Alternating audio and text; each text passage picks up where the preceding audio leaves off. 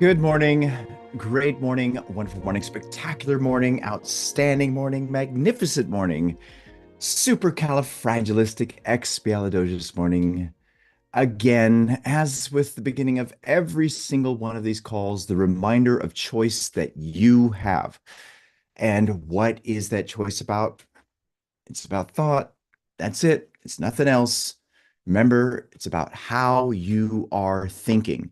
And that's important because how you're thinking leads to a specific vibratory state. And that vibratory state is the attractive force in your life. It's also the repelling force in your life. It determines what you're attracted to, what's attracted to you, and what you're repelled by, and what's repelled by you.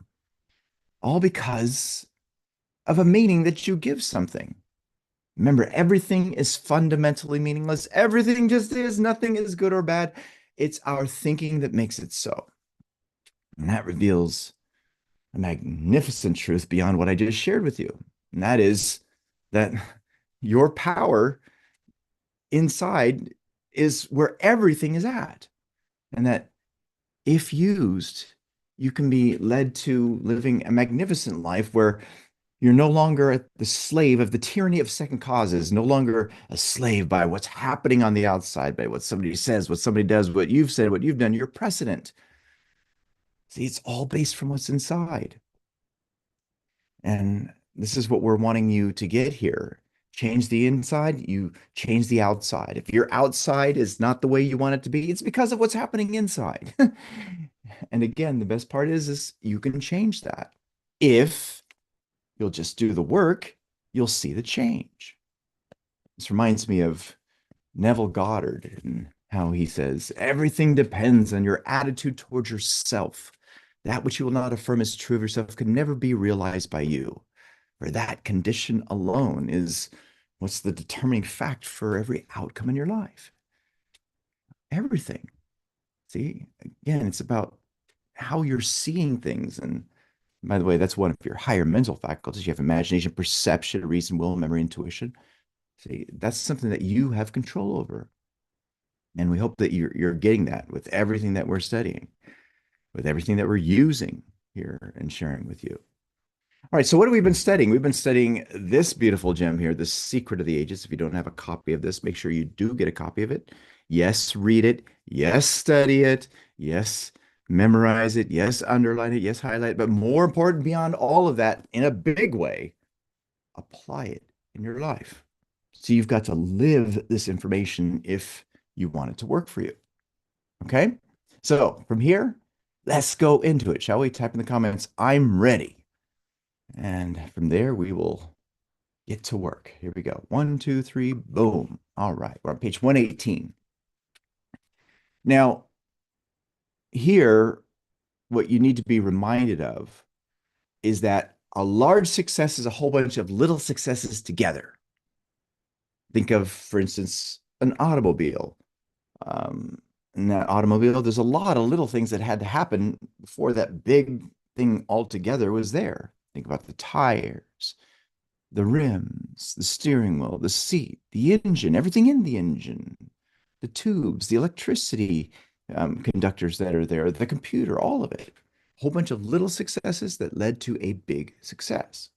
Now, here, he's making a reference to something that was said by C.W. Chamberlain, the building of the Transcontinental Railroad from a mental picture, says C.W. Chamberlain, the uncommon sense of applied psychology gives the average individual an idea that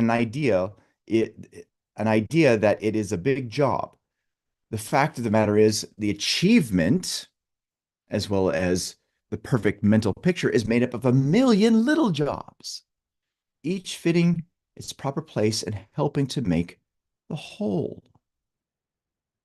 Now, a skyscraper is built from individual bricks, the laying of each brick being a single job, which must be completed before the next brick can be laid. It is the same with any work, to quote Professor James. As we become permanent drunkards by so many separate drinks, so we become saints in the moral and authorities and experts in the practical and scientific spheres.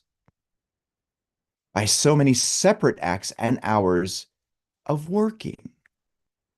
Let no youth have any anxiety about the upshot of his education, whatever the line of it may be. If he keeps faithfully busy each hour of the working day, he may leave the final result to itself. Now, let that one sit. He's saying, if you'll just be persistent, if you'll be consistent, if you'll just be diligent, you'll meet with success. He can, with perfect certainty, count on walking some fine morning to find himself one of the competent ones of his generation in whatever pursuit he may have singled out. Young people should know this truth in advance. You should know this truth here right now. The ignorance of it has probably engendered more discouragement and faint-heartedness in youths embarking on arduous careers than any other causes taken together. Maybe that's something that you've experienced. When you finally come to a moment when you look at, oh my gosh, it's not done, all because of a lack of persistence. Now, if you study anyone who has delivered any big, beautiful result as far as success is concerned, you'll find that that's exactly what was in them. This reminds me of Sylvester Stallone when he wrote Rocky. He had this incredible image of this story. And on top of that, he was Rocky. And it was not going to be anything else but Rocky. And Henry Winkler found it and said, "Hey, I like this script you wrote." And then he actually brought it to a studio, and the studio loved it, and they bought it. But one thing they didn't like was that Sylvester Stallone saw himself as the star. He wrote it for himself. Now think about that. He held firm to it, and they kept going negotiating back and forth, and gave him everything but that. But because he stayed true to it, he stayed loyal to it, he went on and on. He didn't allow anything that was not in contrary to that idea to come into the mind. And again, he pushed forward. It eventually led to that outcome. And we all know the story of Rocky and what happened and became of it. Oh my gosh, he won an Oscar. See, there was persistence involved, and you can find that to be true for anyone and everyone who has delivered something outstanding. You'll find that when you have done something like that, you were persistent too as well. Now remember that the only limit to your capabilities is the one you place upon them. There is no law of limitation. The only law is of supply. Now let's sit in this for a moment. Now, I'm certain that if Robert Collier were alive today, that he would adjust this sentence. I do know what he's talking about here, though. And what he says here again is the only limit to your capabilities is the one you place upon him. Now, if there is limit that's been placed upon you, it's not something that you're placing on you. It's something that's there because of a paradigm in you. So yes, there is limitation that's placed there, but if it's there, it's not because of anything you're intentionally doing. It's because of something that's within you that's subconscious, which means it's a belief or a habit or a combination of both. Now, that's an important thing for you to get and for you to understand. And when you do understand it, it makes everything in your life a whole lot easier. Now, let's move even further. Through your subconscious mind, you can draw upon universal supply for anything you wish. Notice how it doesn't say for only some things you wish. No, it says anything. All things are possible to those who believe. Ask believing, you shall receive. Do you hear any limitation in that? No, there isn't. The ideas of universal mind are as countless as the sands of the seashore. Use them. And use them lavishly, just as they are given. Now, I want you to notice how he's pointing out the importance of using them, how you have these magnificent gifts inside of you. And in terms of the ideas that come to you, of which he doesn't say directly here, that those ideas come from universal because of the state you're in, and they are received through your intuition. The whole point is that ideas will come to you. The answers will come to you. It's your job to use them if you want if you want to be led to the result that you seek. Now, this is another important thing too, as well, when it comes to these ideas that come to you. Remember, that's intuition. Never, ever, ever listen to your intuition when you're in a low state. I'm so grateful for this lesson that came to me from Rami Albatrawi. I was talking to him about that, how intuition is powerful. And he looked at me and he goes, no, you shouldn't always listen to it. You need to listen to it only when you're in a high state. Why? Because the ideas that come to you from the universe are always in harmony with that state. So listen then, and then use the ideas. Remember, we think from our ideas. The higher your ideas, the better the ideas will come to you from the universe. Now, there's a little poem by Jesse B. Rittenhouse that so well describes the limitations that most of us put upon ourselves that I quote here. Now, remember though, what he's talking about, yes, there are limitations that are placed there, but we need to adjust this to state that, when it happens, it's not something we are putting on ourselves. It's something that's happened because of a paradigm. But with that, this poem is beautiful when used. I bargained with life for a penny, and life would pay no more. However, I begged at evening when I counted my scanty store. For life is just an employer. He gives you what you ask. But once you have set the wages, why, you must bear the task.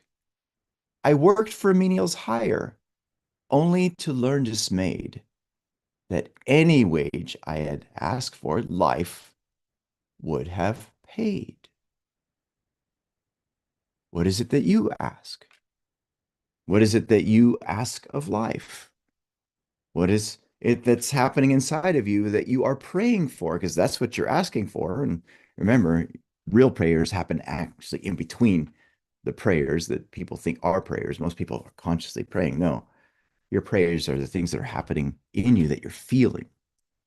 The real prayers are happening when you walk, when you lay down and sleep, when you're going about doing the things that you're doing. But with that being said, when you look at this poem, it's saying that, hey, whatever you're asking for inside emotionally, positive or negative, which is coming from what you believe to be true and the habit you have, that's what shows up. That's what determines the results, how much you earn, what you do for work, your lifestyle, how you're feeling most of the time. All of that is effect. 100% of it is effect. And none of it is there because of anything external to you. All of it is coming from because of what's happening internally in you. Now, sit in that for a moment. For you, do you have control over your thoughts? That's the only thing you really have control over. Point being is, yes, you do. You can think what you please. If to think is to form, you can form what you please. Now, this leads me to another of my favorite jewels of wisdom, which actually comes from Tony Robbins in terms of your reality. Your reality has nothing to do with the facts. It has nothing to do with what's happening out there. It has to do with the meanings you give them. And you're the one who decides the meaning. When you shift that, you shift the feeling you have. That's the vibratory state you're in. And that changes the outcomes. Why? Because that's what the attractive force of your life is. And this is what he's saying here in this poem. Ask. Ask for whatever you would love. Connect with it. Be emotionally involved with it. Think from it. And you know what'll happen? It'll start taking shape in your outer world. Now, before we proceed further, for those of you who are watching this live stream and are connecting with us, say, wow, that's really cool. I could use more of this in my life. Then do yourself a favor. Stop sitting there thinking about whether or not you should and just decide here right now and go to elevitality.com and register for Master Your Mind. You'll thank yourself later. Now, let's go.